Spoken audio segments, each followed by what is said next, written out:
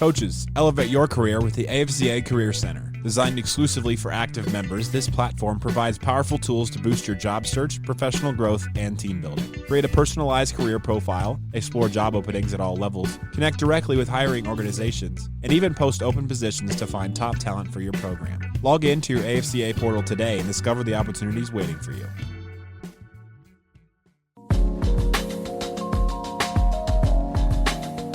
Welcome to this week's episode of Inside the Headset presented by CoachComm. This week, we sit down with Coe College Defensive Coordinator and 2024 AFCA Division III Assistant Coach of the Year, Cody Baethke. In this conversation, Coach Baethke discusses why he wanted to become a football coach, being willing to take risks, and being recognized as a Division III Assistant Coach of the Year. But first, a word from CoachComm. Deuce left, check with me. If they're in quarters match, we're going to Pittsburgh or Ohio. They're in zero. Let's go Hippo, Seattle, wide choice. If we call the protection right, it's 6. When a play call is the difference between winning and losing, your headset choice could be your most important decision. When the call counts, CoachComm is the only choice for clear, dependable communication. Visit CoachComm.com for more info. We got it, guys. Good job. Now, let's get inside the headset with Coach Baethke. Coach, what's happening, man? Good to see you. Good to see you too. So excited to join on here and take a quick little break. Had some recruits on campus, so nice to get away here and talk a little football. That's right, man. That's right. Well, we definitely look forward to diving into your journey. I know you've been a good friend of the AFCA for a long time, at the very least since 2016 when you were part of that 35 under 35 class. But lots happened between now and then, man, and you're doing some tremendous things. We're going to talk about that a little bit at the end. But first, I want to ask you the question: when did you decide you wanted to be a part of this great profession? Yeah, so it goes back probably when I was a kid. My dad was a high school football coach for I want to say around 36 years. So just kind of growing up in that world, kind of ironic. I always thought maybe I didn't want to be quite like my dad, and here I am now, following that part of it and coaching. But then also, he had 3 brothers, all of them coached, and so we actually had my uncle had passed away back when, I was in junior high, and I remember being at the funeral, and one of the things I still remember to this day is just the lining of the road of all of his athletes, that had played for him and the impact that he had.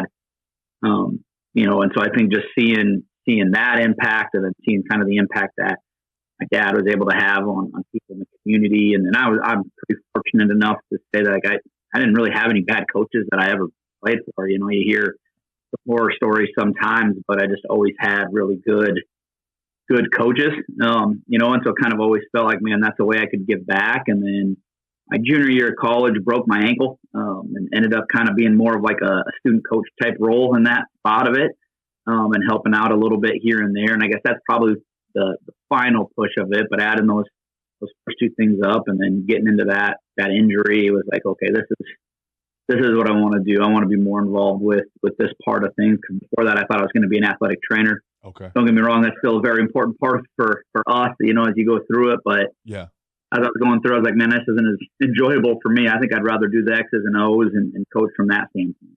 So you're at Central College, you're playing DB there. You're Yep. a 4-year letter winner when you read it, but obviously you're kind of that 4th year you break your ankle. Yep. 3-time conference champ. You're having I would assume a very pleasurable experience playing college ball there at Central, and you are on track to go and be a athletic trainer. So you're actually not heading down the coaching path, at least initially, right? Yeah. I actually when I first went to school, I thought I was going to be an accountant. So really far from that. That's right. And then, as I got into there, I realized maybe I wasn't quite as good at numbers as I thought I was.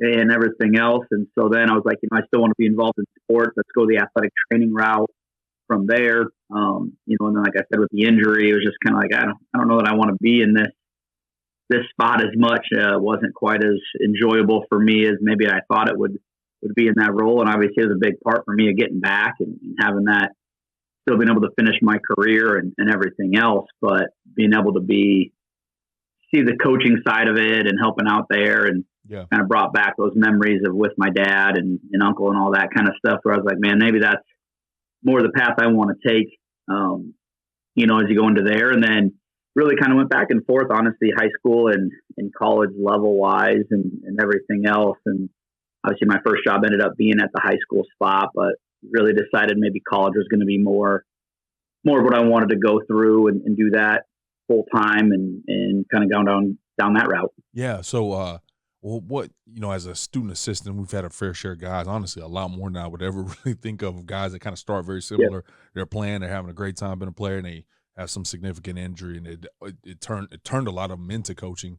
Some of them already kind of wanted to do it anyways, but the one thing that is different is how much exposure, how much responsibility each one of those guys got. If you're obviously at Alabama and you break your leg and you're a student coach, it might not be very much hands-on, it might be a little more getting coffee or something like that. But when you're at Central College, when all of a sudden the outfit's just not that big in regards to the coaching staff, you might end up with some bigger responsibilities. What kind of was your experience with student coaching? Yeah, so that year was a little more of like I was one of the few guys that had some good experience from playing time standpoint, and so kind of helped with mentor some of those younger guys and kind of be that bridge a little bit with Coach Paulson, knew what Coach Paulson wanted, as he kind of went through there. And so being able to kind of help and talk through things of what I saw. I still didn't help do a lot of true coaching. I wouldn't say myself in that spot, just because I knew I was going to come back and play and do all of those things. So it's probably a little different from there, but just being able to kind of help in that regard. But then what that also did was came back from my 5th year with the medical hardship. Oh, okay. And then that spring I actually did like a recruiting intern type job with Central. And then that one did a lot of film breakdown, watching guys, kind of seeing, okay, these are guys that look like the guys I played with or could be the guys I was just playing with. Yeah. Helping give campus tours, calling certain kids as well, and being able to connect that going and kind of, for the most part, tagging along at lunch with, the coaches and just kind of seeing how they interacted with families. Because I was a part of, helping with the incoming kids when I was a player, but just sitting in that different role and kind of the different types of conversations you have and all that stuff. So that's kind of where I guess maybe from the true coaching is where I really got to do a little bit more of that. Maybe would have had a little bit more of a role in the spring, but then actually ended up getting hired before that happened to go out to Glenbard South with Jeremy Cordell. So ended up leaving early, working as like an aide at the high school there, and that I could actually get out there a little bit earlier and start kind of working with the team there. So how did that opportunity come down? Were you actively applying? I know you mentioned you were kind of vacillating back and forth between wanting to stay at the collegiate level and maybe do the high school thing. So were you actively applying to both levels or just high school? So how did that play out? Yeah, I was actually mostly going for GA position, so more college level stuff, trying to get into there, and just actually hadn't had a lot of success with getting a whole lot of traction on anything there, as you're going through that process. And so Jeremy had just gotten the head job. He was coordinator at Glenbard West. They had done really, really well, and so we got this head job at Glenbard South. Knew Coach McMartin through the recruiting trails and things like that, and just said, hey, do you have anybody? Do you know of anybody that's looking to get into it? So Coach passed that information on to me, but then reached out to Jeremy, started talking a little bit, went down for an interview, and I ended up just really, really enjoying Jeremy. I mean, I still talk to him, still now. It was a big impact on my career and everything else, and just really, really enjoyed it. Where I was like, man, this is a guy that I could work for and learn under. Maybe was naive out of high school or out of college, thinking like, it's a high school coach, this or that, which from my background, I shouldn't have been. With my dad and being around great coaches there. Coach Ritchie, my high school football coach, is phenomenal, just going into the high school Hall of Fame for Iowa this year. And so, but went in there and then ended up it was a great situation. Worked with him, kind of worked almost as his right-hand man in terms of just willing to do anything. That's kind of the advice I got going into it is don't think any job is bigger than you. Just go and help out, do whatever you want. And so the more I was around, the more we talked, the more we went through all that stuff throughout the course of the summer and everything else, and with camps and all of that. So really just grew from that spot. Yeah. Well, when you look at your career, because we'll kind of continue to go through it, but after that year, the rest of your career was at the collegiate level. But there's some opportunities. I'm very much like you. I got done playing ball. I thought I knew everything there was to know about football for whatever reason. And there was, especially in hindsight, you're like, why on earth would I think that? But you just think you know so much. And then my first job was actually at the middle school, and I mean, what a fantastic opportunity for me to start. I probably wasn't that fired up for it when I took the job, but when it was all said and done, man, I'm so thankful that I got to go and approach it like that, and build my coaching philosophy around just the basics. You know what I'm saying? For you, having that opportunity as a high school coach first before you go get in the collegiate level, what were some of the major advantages to that?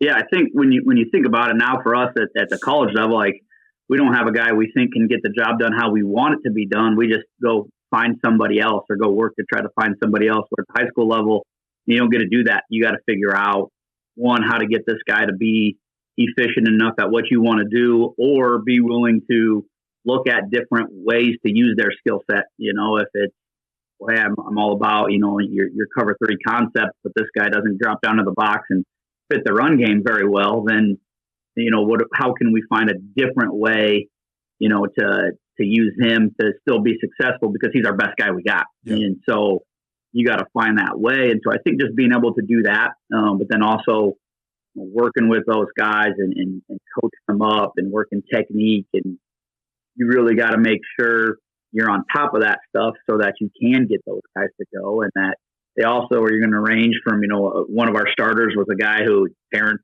were college athletes, and dad was a college football player, so he got the game, and it was really easy to have that type of conversation with him. And then we had another guy that had never played football. Nobody in his family had ever played football, and he was also a starter. So you have to figure out kind of how do you communicate to each guy a little bit differently. Not everybody's at the same level there. And so maybe on one hand, you're like, oh man, this isn't as enjoyable right away, right when you get into it. And then you look back and you're like, man, that really caused me to grow, caused me to get better, so that now it's a situation where you still find that. I mean, at least we do here, we still have a wide variety of experience and knowledge of the game. And so being able to relate to everybody, ultimately as a coach, is your job, right? You got to get everybody to play at their highest level, regardless of where they came from or what type of background they have and anything like that. So, just being able to do that, you got to wear a lot of hats at that level too, which really, I guess, for Division III, you still do as well for us. And so you kind of figure out, okay, well, hey, equipment's got to get put out. It doesn't really matter who does it. At some point, it's got to get done. So if we all just go in there and do it together, we're going to get done and get it all handed out, have all that stuff. If we got to clean the locker room or whatever, helping at the high school level, you're helping in the weight room as well, and everything else, to where there's just a lot of different roles that you got to be able to handle. And again, ultimately, to do it well, you got to be able to handle it efficiently. So I think when you just look at your time management skills and everything else, being able to do a good job, do it efficiently, to help your guys ultimately be successful. So I think when you look back, all of that stuff, plus kind of opens your mind. You start working with different guys with different backgrounds of, man, like I say it all the time now, of like, I just want the answer. I don't really care where the answer comes from.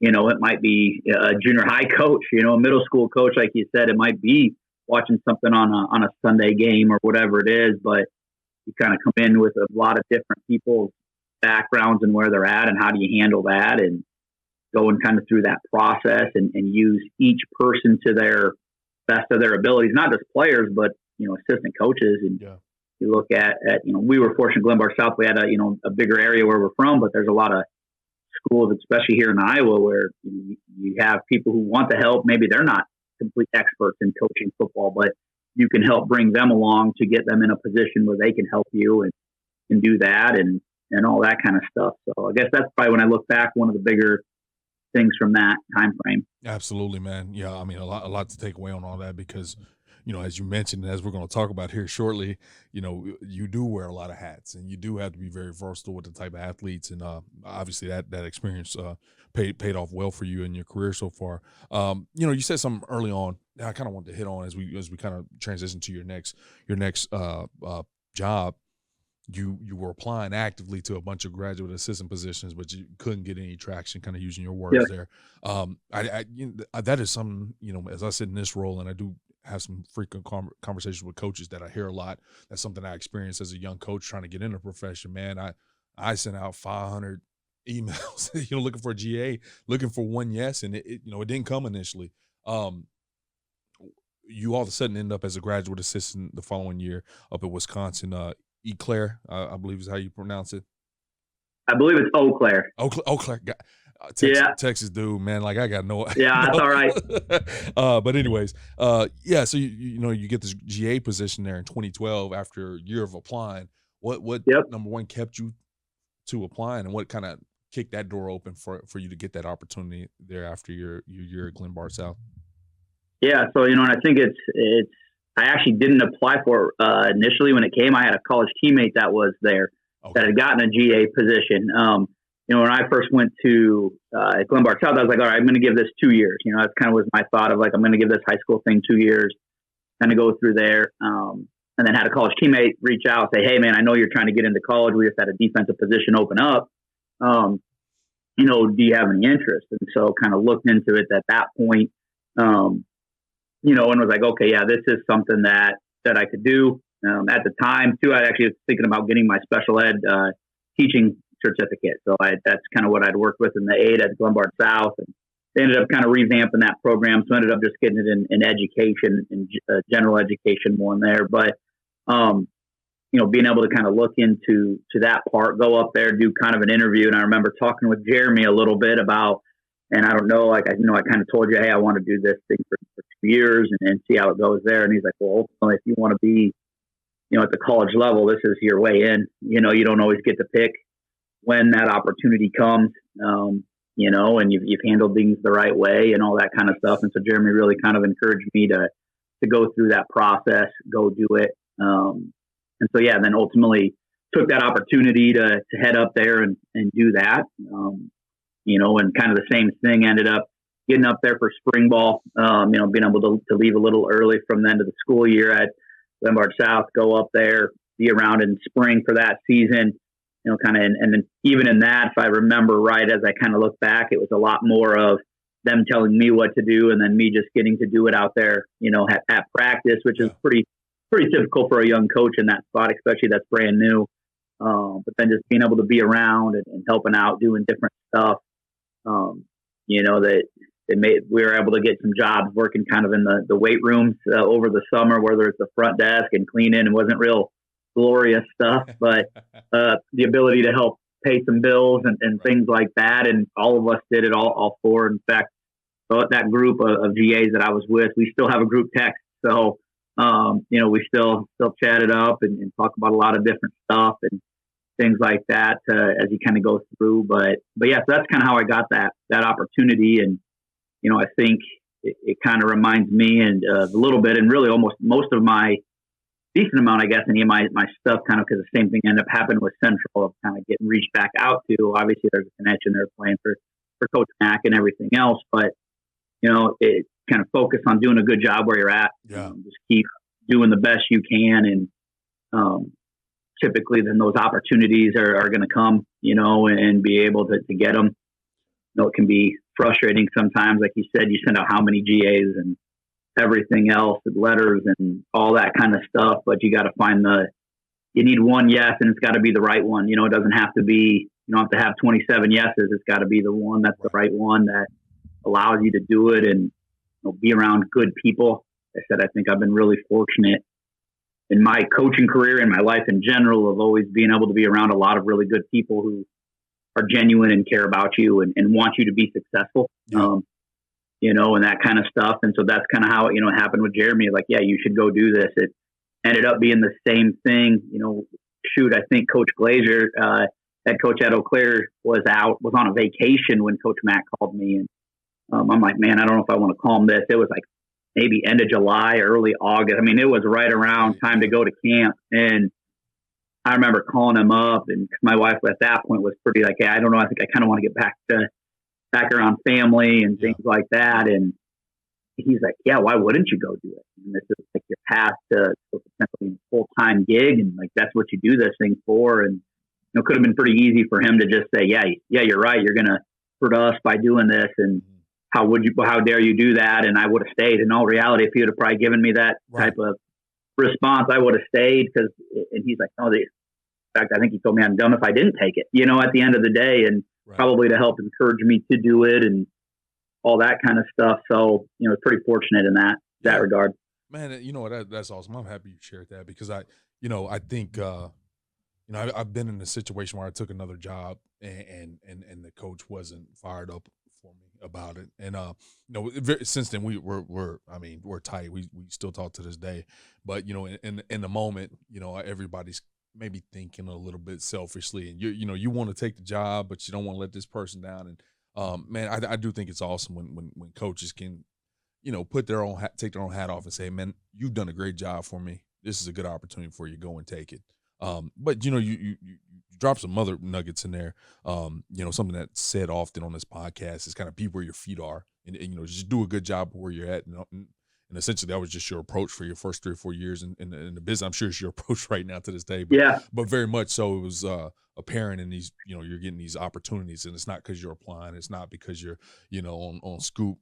Minimizing your film breakdown to check the scoop every 10 minutes. It's you're legitimately just focusing on doing a good job where you're at. And I just think that's a nugget that, obviously I just kind of want to pinpoint there. Now, you brought up something here. This isn't in my notes because sometimes I don't know when people get married throughout the course of this whole process. But you said your wife was kind of ready to get back. Being married, having that significant other early on in this process where, man, it's long days, long nights, not a lot of income coming in. How did you include your wife at the time, or was she your wife at the time? I guess is a better question. Yeah. So we actually got married right after we graduated, and so she still holds this one against me. I'm very fortunate. One of the best pieces of advice I got was marry well. You want to be a coach and stay in this profession, and I've been very fortunate. So we had already had the wedding planned there. When I got hired at Glenbard South, I left on Monday after I got married on a Saturday to go to a 4-day football camp. So if that doesn't tell you how special my wife is, I don't know what else would. And so she still brings that up that we haven't really fully ever gone on a honeymoon. So we're coming up on year 15, so I guess I better do that in the next year and a half here. But I think, and I know she asked, my wife asked quite a few questions with like my mom and my oldest brother. Actually, both of my brothers are coaches. One's a high school football coach, one's a strength coach out at Oregon State. And so, my oldest brother, Tyler, was married. And then obviously my parents, I think, there were some conversations there of like, what's this like, being independent and, all that kind of stuff. And so, I think she's always had a say, in what we do. She's also always been very, very supportive. In fact, funny of like when the Coe DC job opened up when I was at Central, there was like, I don't know if I want to go do this kind of conference and all that kind of stuff. And my wife's like, I think you should apply. Like, I'm not sure I would have applied honestly without her giving me that nudge. And it's been really good for us and our family. But, I think being able to make sure that her voice matters in it, because it does. If you want to, at least in my opinion, if you want to stay married and you want to go through that process, and it's hard. This profession, you do have to put in a lot of hours, and especially early on, you don't make much at all. My wife carried us for a really, really long time. Through that process from a financial standpoint, and being able to do that, and so she has to, and like you said, I try to keep, make sure I try to do my best job of being where I'm at and being focused on that. When luckily we've been fortunate to have some success. And so sometimes opportunities come along that make you have to think or have some conversations. And, her and I just sat down and kind of gave a pretty good idea of like a timeline where how close do we need to be for family? We got 3 little kids. We want to be around family as much as possible. especially for her in the season hey, we're in the office on a Sunday afternoon and she can drive up to her family and hang out with them or, go and do those types of things. I got to go watch my nephew starting his first varsity football game this year. And, being able to be close enough to that's important to us. And so, but yeah, I think you have to have them involved in it and then keep them involved. Like my daughter or my wife brings my kids up to practices. My daughter's all in. She's a diehard Kohawks fan. She wrote a book for school, in fact, with all of our defensive players and what their skill sets were. They all were the same except our 6'6" guy. He was very tall as well. So, but, being able to do that, and I'm fortunate enough to work for, really, again, almost all my career, but especially with Tyler I actually get to take my kids into school almost every day, which is rare in this profession. And sometimes that means really early morning so I can get my stuff done. But if that's what it takes to get to still be a dad, I still think being a dad is the most important thing I'll ever do in my life. So I want to make sure I work for people that allow me to do that to the best of my ability. Amen. But then also having your wife that, hey, yeah, she brings them up and you let them ride the bus home or take them to a recruiting event with me, or they've sat in on gyms and on a random Thursday night watching a wrestling meet or a Friday night watching a basketball game and all of that stuff. So just being able to keep them all involved is a big piece. Yeah, that's awesome, man. Once again, I didn't have that kind of schedule, but any opportunity to kind of talk family, because that's, it's easy to talk ball. It's easy to talk all this, watching your career progress. But, family is a big part of this. And unfortunately, I've seen a few families crumble because of decisions made and the lack of communication and just all the things that kind of get involved. And so I appreciate you not only sharing, but I appreciate you trying to put that on the forefront for how you do things as a coach, man. Yeah. That's important. Now kind of back to it, you made mention of this a little bit. Obviously, you did your 2 years at Eau Claire. And Coach McMartin reached out to you to return back to Central College. Obviously that's exciting. That's where you played. I mean, I don't think you'd be crazy not to want to go back to your alma mater. I don't care who you are. It's just a cool opportunity. You come back obviously in a little different hat than helping out with recruiting and the little stint there as an injured player. You're over the safeties. You're recruiting coordinator, video coordinator, wearing multiple hats. First full-time job, first time getting a legitimate paycheck. How much it was, I don't know, but ultimately, this is a big deal. This is a big job. What were the feelings and emotions like to be able to return to your alma mater in this capacity? Yeah, I remember when Coach called, and I was actually sitting in a gym working the front desk at Eau Claire, and I was like, oh man, this is really, really cool opportunity, to get to go back and do that part of it. And so I think, being able to go back, my wife went to Central as well. That's where we met. So, pretty cool for us to get to go back there, and work for Coach Mack, who I played for as well.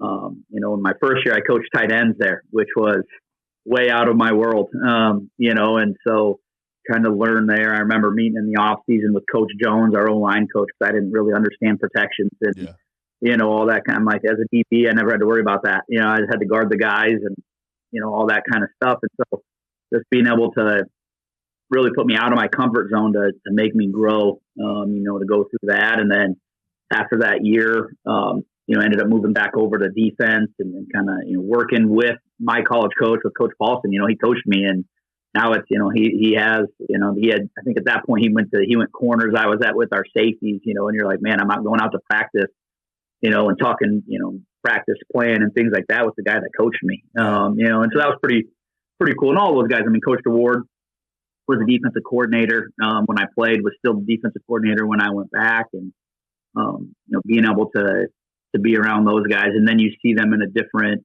way as well. I mean, you start with, I have that coach-player relationship, and then still staying in contact after you play, but then now you're coworkers, and you're trying to game plan and win and do all that stuff together. And so there's, just really cool. Also a little nervous, right? Because you go back there and all of your buddies are like this, and you're going, man, if I don't do a good job with my position group or our side of the ball or whatever it might be, you you don't got to worry about the fans in the stands where I don't maybe always hear them, but my wife and kids do. Like my buddies texting me saying, "Hey, what the hell are you guys doing?" Like that's right. Get it together and that kind of stuff. And so, I think just being able to have that, it's really cool. And then Coach DeWard, ends up retiring, and Nick Mulder was our other full-time defensive coach with us at the time, and so he was our defensive coordinator. And I played with Nick.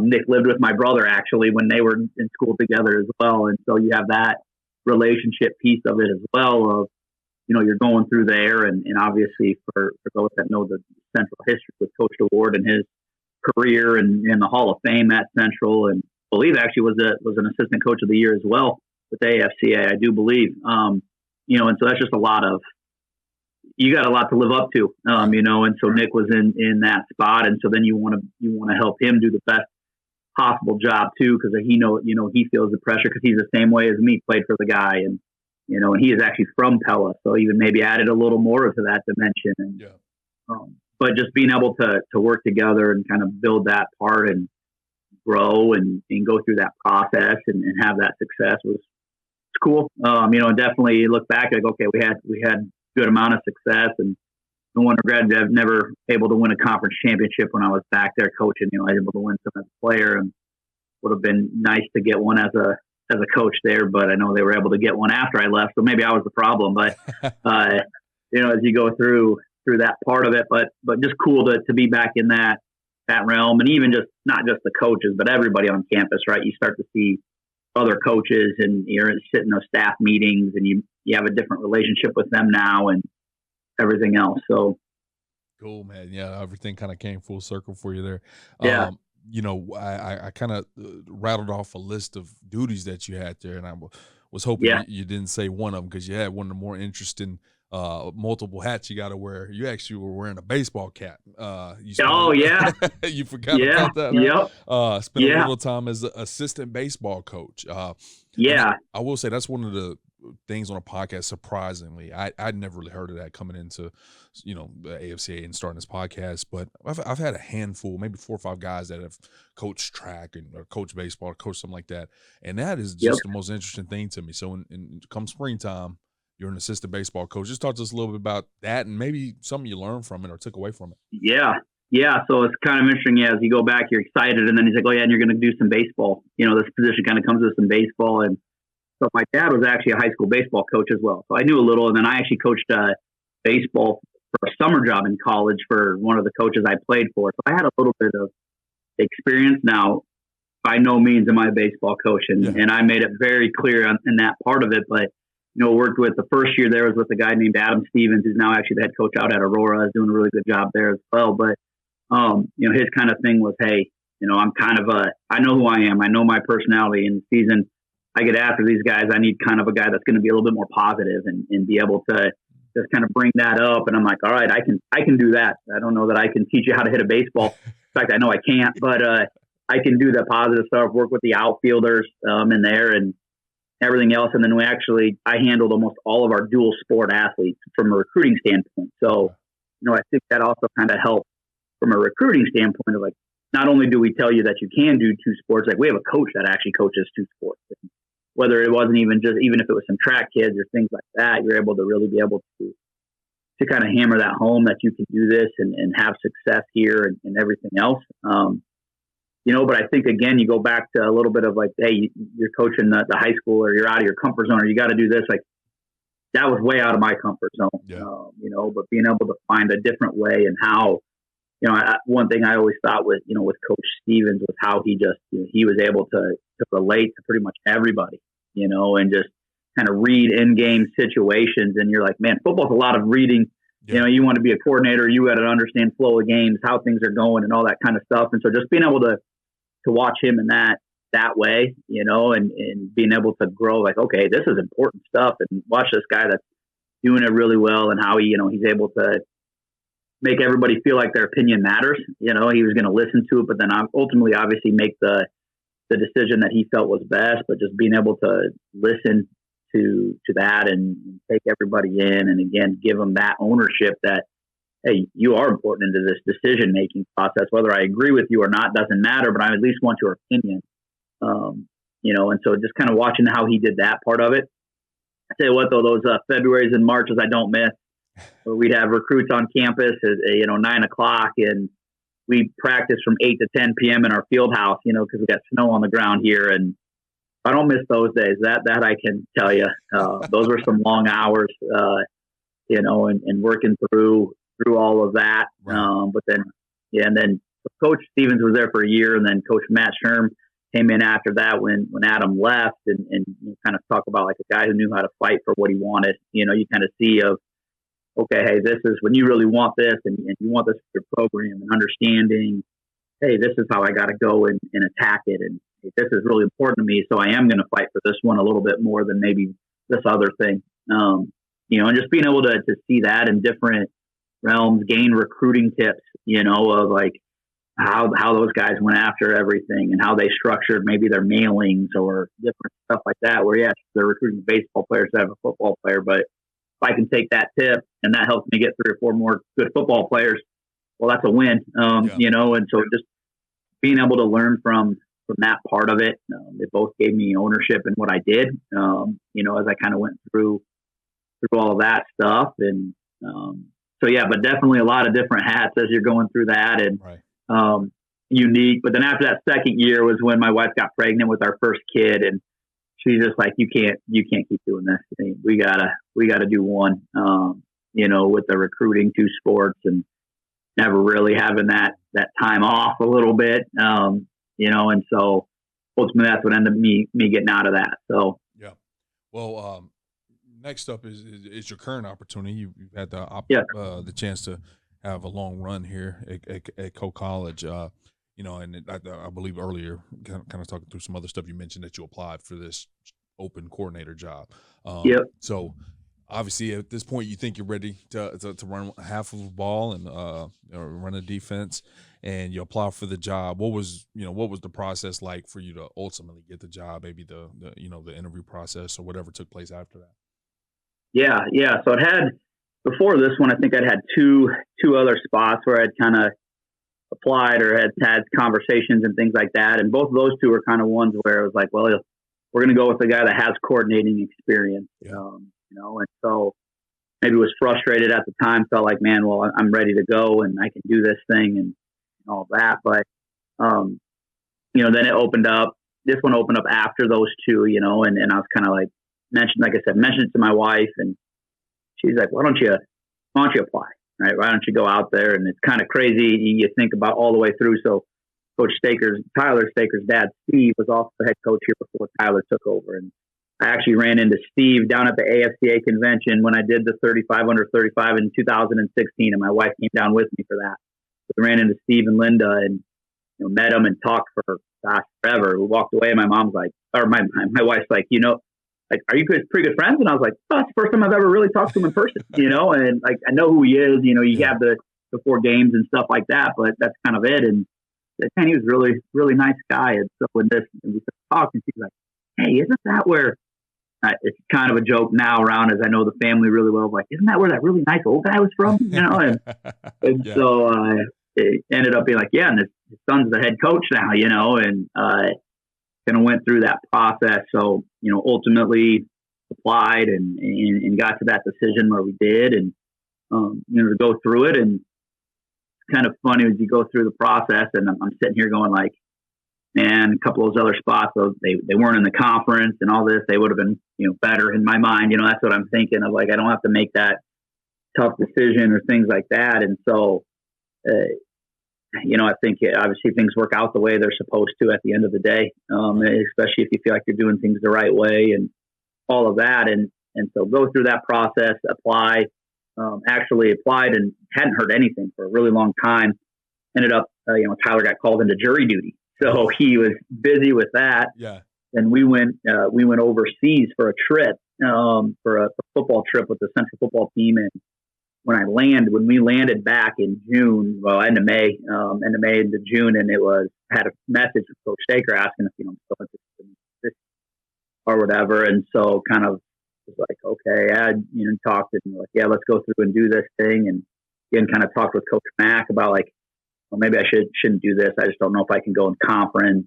And both of my older brothers played at Central as well. So you're like, gosh, I don't know. And he said, well, go interview. You can always, if you feel like it's not a good situation, you can always just pull your name out of it. If you don't feel like you get along and then all that kind of stuff. And stuff actually came up, and my wife came with me, and I remember Tyler walking us around campus and just being, getting a chance to get to know him, and, her being like, I think this would be a really good fit for you. I think you and Tyler would work really well together. Your personalities seem to match and that kind of stuff. And so go through the whole process. The old defensive coordinator who had retired, Larry Atwater, was in on the committee, really enjoyed getting to know him. Brody Roach was the offensive coordinator at the time. So just all of that stuff. I was like, yeah, I really enjoy being around these people. And so then if I remember right, Coach Taylor's like, hey, we're going to try to make this offer by Monday at the latest. And so it's like Monday at like 2 or 3 o'clock. And I'm like thinking in my mind, they must have offered somebody else, and they're waiting for the answer because I haven't gotten anything. And I went to meet my wife somewhere and got the phone call. And there's almost like maybe a sense of relief before that of like, oh, I didn't get it, so I'm not going to have to make a tough decision. Yeah. And then as soon as he called and I answered it, he's like, how's it going? I was like, oh, I got to make a decision, and that kind of stuff. And, I went back and forth, and, in fact, I actually told them the day before I accepted it, I actually told my wife, we were getting ready to go to bed, I was like, I think I'm going to turn it down. And I said, why? I'm just like, I just don't know, with timing and this or that. And, my wife's very supportive. She's like, you know what, I'm going to support you with whatever decision you decide to do. But if those are the only 2 reasons why you're not going to take it, I think you're making a mistake. And just kind of challenged me to really think more about that. Yeah. That thought process in my mind of, she's like, you want to be a coordinator. You have this opportunity. It's at a school that has been successful, that has resources. With a guy that, has been a good football coach. And at that point, obviously, I didn't know him as well as I do now, but appears to be a pretty good dude. And, and so ultimately then, the next day decided to take it. So, and then kind of the rest was history. My wife was right. So, Coach Staker and I fit really well, and it's been a great run so far. And now we got to try to keep getting better. That's right. Well, one of the, as soon as you mentioned, not coaches have their requirements or what they want to get out of a job. And I would never knock anybody for saying, hey, this is what I want. But, those guys mentioned, hey, I want somebody with some coordinator experience. And I was like, what? Yeah. Let me look down real quick and see what he did in that first year. In that first year, you second in total defense. In the second year, you led the conference in scoring defense. Had a quick and hot start. So, before we kind of close here, I do want to ask a little bit, like, what do you credit to that very quick success as a first-time coordinator? I mean, a lot of guys kind of bite the bullet the first time, and hence the reason the guys sometimes want guys with experience. But you missed that. What do you credit to that? Yeah, I think a lot of it just again, kind of the coaches I'd been around that had helped me be prepared. Yeah. And so I felt like I was prepared, even with Nick. At Central, like I felt really prepared in the game plan. Like I was a part of that. Being able to give a lot of my opinions on game days, being able to do that. And then when I got here, I think about at that point, it had been 2 years since Coach Atwater had retired, but he still teaches here and his office isn't that far down. And I bet you every week I was in his office, just asking like, hey, what do you think of this? What am I missing? What am I doing this? And so he just gave me that, kind of that comfort, be like, hey, you're doing things the right way. You have that process. We had a good staff. We actually had some really good players as well. They were just young the year before. So to some level, I might have got lucky in the fact that they kind of took their licks a little bit the year before, but then being able to just work with those guys, and the guys really bought in. Everybody, the assistant coaches, it's the players of like, this is how we want to teach it. This is what we're going to do. We're going to keep getting after it, and then our players made plays, and they started making some plays, which, then that starts to get everybody else to buy in. Like, hey, this does work. This is the right, thing of what we're doing. And there's that light at the end of the tunnel, of like, okay, this is where we can get to. Maybe him talking about this is what I want and this is what we're going to get to. We can see that process and we're getting there. And I think for me too, some of it did help. You look back of part of the reason maybe I didn't, or at least was thinking about not taking the job, was like, man, it's in the conference and that kind of stuff. But I knew the conference really well. I knew the teams, knew kind of what coaches wanted to do and that kind of stuff. So I've been a part of that. And I think that helped a little bit, even maybe some credibility with our own players of like, hey, this guy has, when he was at Central, they did this against this team and they were able to have success. And so, being able to get them to buy that in, to be able to have that. And then with that success, a decent amount of those guys came back. Luckily, one of our players came back because he ended up being an All-American and Defensive Player of the Year the next year. Came back for his fifth year. He had tried walking on at Iowa, so he had an extra year of eligibility. And so we were able to use that. And, but those guys in that whole offseason leading into that second year where we took even more of a jump was those guys were up like, hey, I want to learn. I want to learn the game. I want to understand that part of it. And, those guys really set. In fact, when I was fortunate enough to get the assistant coach of the year this year, I was texting with a lot of those guys, like, you guys actually are the class that kind of helped set this foundation of, like, this is what it takes, because then a lot of those guys that were just seniors for us last year, they saw those guys play and talk to them and that kind of stuff. And so just kind of was able to spread through that part of it. And like I said, I feel pretty fortunate with the coaches I've worked for, the coaches I've worked with, the players I've been fortunate enough to get a coach and all that stuff. I've always really had a pretty good group around me, and that's allowed me to be myself. Coach Dacre was also great of like trusting me. I remember one of the first games and I was just so mad afterwards. Felt like, I just had a couple really bad calls and that kind of stuff where I was kind of down. And he's like, Cody, you got 15, 20 seconds to make this call. Like, it could have been easy for him to be like, yeah, you're right. You did make the wrong call, but instead it was, well, you got to learn like, hey, did you have the right process set up to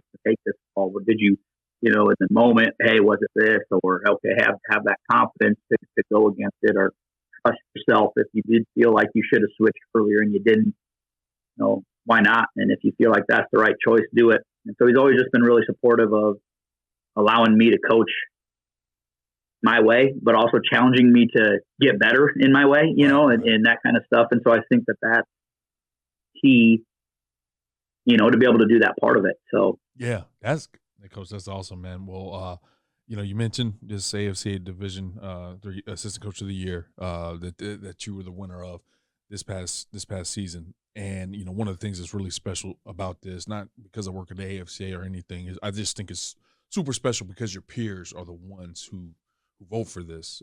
These are people that have lined up against you, have appreciated what you've done from afar, but ultimately, it's people that know ball that's kind of voted you in to win this. What does that mean to you? Yeah, it means a lot. I think, everybody, at least for the most part, everybody wants to try to be the best, right? And that's what you're aiming for, is to do that. And you want to go about doing things the right way. You want to get after it. You want to have that stuff. And when the other coaches are like, man, this guy, their defenses or whatever they're running, they're doing things the right way. They're playing at a high level, but they're doing it, in the right way. And again, like you said, they know it. They understand it. It isn't like you just look and say, oh, that this one year they had some good stats or whatever it might be. It's like, hey, it's consistent. They've done this. So, man, I've watched them play, or I broke down their film and gone through that and everything else. And so I think that's just cool. It's kind of like any team award, where your teammates vote for it. Right. It's the people that understand this profession and what it takes to have success and all that stuff, because it is a lot of hours. It is a lot of sacrifices. It is a lot of having the right people around you and all of that. And when other people kind of recognize that, it's pretty cool. I know I was really shocked when I got it, to be honest with you. So thanks for voting for me, for everybody that did, because it was a cool honor to have. And obviously the AFCA is an awesome organization that does a lot for our game. And so again, when you're able to feel like you can be a part of that, that's pretty cool at the end of the day. Amen. Well, you're definitely part of history here, man. And I certainly appreciate you for, obviously been a part of that 35 under 35 or 30 under 30 class there in 2016, and continue to represent well. And with the key point, not just statistically and not just with wins and losses, but just doing things the right way. And, that's bigger than anything. And just like your father. Your impact will be long, continue long after you're done with this thing, man. So we appreciate you, man. If you have any socials you want to plug it in so people can kind of keep up with your journey at Coe College and, wherever else you are moving forward, they can do so. Yeah, I mean, probably most active on my Twitter, which is just at Cody Baethke. So that's my name, and on there you'll get a handful of things about my wife and kids as well. But try to promote our players as much as possible and coaches and all that kind of stuff. So cool. Well, we'll link that in the show notes, make it easy for everybody to find. As always, Coach, I appreciate you, man, and look forward to seeing you hopefully in Charlotte again this upcoming year.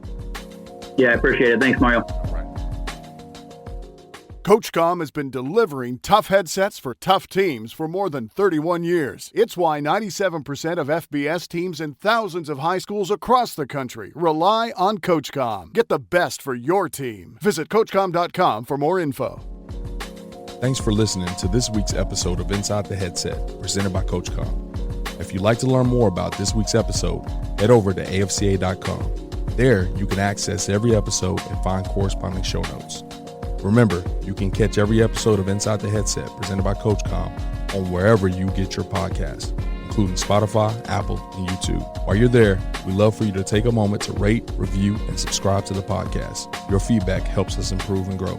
Keep up with the latest news by following us on social media. Connect with us at Inside the Headset, and remember to tag us when you share your favorite episodes. For more updates on all things AFCA, be sure to follow the @WeAreAFCA social media accounts. If you're not a part of the AFCA community yet, visit AFCA.com to join thousands of NFL, college, and high school coaches nationwide and across the globe. Elevate your coaching game with an AFCA membership. You'll gain exclusive access to the annual AFCA convention, magazine, digital library, and AFCA Insider email. Stay up to date with the latest stories and news on the AFCA website.